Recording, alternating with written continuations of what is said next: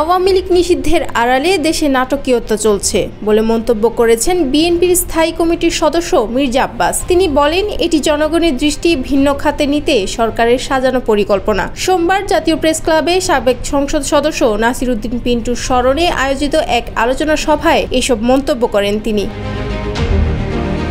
মির্জা আব্বাস বলেন, যে কোনো অপকর্মের আগে শেখ হাসিনা মানুষের মনোযোগ সরাতে কৌশল নিতেন। এখনও সেই কৌশলের অংশ হিসেবে আওয়ামী লীগ নিষিদ্ধের নাটক সাজানো হয়েছে। তিনি দাবি করেন, এই নাটকের আড়ালে একটি অজনপ্রিয় দল শুধু রাজনৈতিক উদ্দেশ্যে বিএনপিকে হেয় করেছে। যমুনা ইলেকট্রনিক্স ঈদে ডাবল খুশি অফার সিজন 3, যে কোনো পণ্য কিনলেই পাচ্ছেন নিশ্চিত ঈদ উপহার।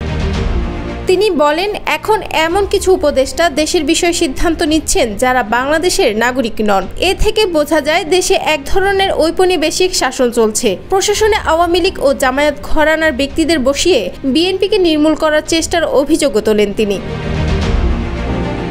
ঢাকা মেট্রোপলিটন পুলিশ ঘোষিত নিষিদ্ধ এলাকায় জাতীয় নাগরিক পার্টির বিক্ষোভের অনুমতি নিয়ে সরকারের নিরপেক্ষতা নিয়েও প্রশ্ন তোলেন আব্বাস। যে এলাকায় বিএনপিকে সভা করতে দেওয়া হয় না, সেই এলাকায় এনসিপির মিছিল হয়, এটা কেমন নিরপেক্ষতা?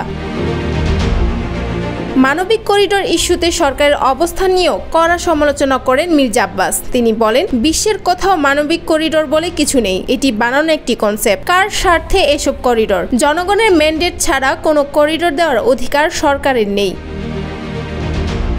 এ সময় সাবেক রাষ্ট্রপতি আব্দুল হামিদের দেশ ছাড়ার বিষয়েও প্রশ্ন তোলেন আব্বাস। ভিআইপি ট্রিটমেন্ট নিয়ে দেশ ছাড়লেন, অথচ সরকার কিছুই জানে না। তিনি জামায়াত চরমনাই সহ ইসলামপন্থী দলগুলোর নীরবতা নিয়েও বিস্ময় প্রকাশ করেন।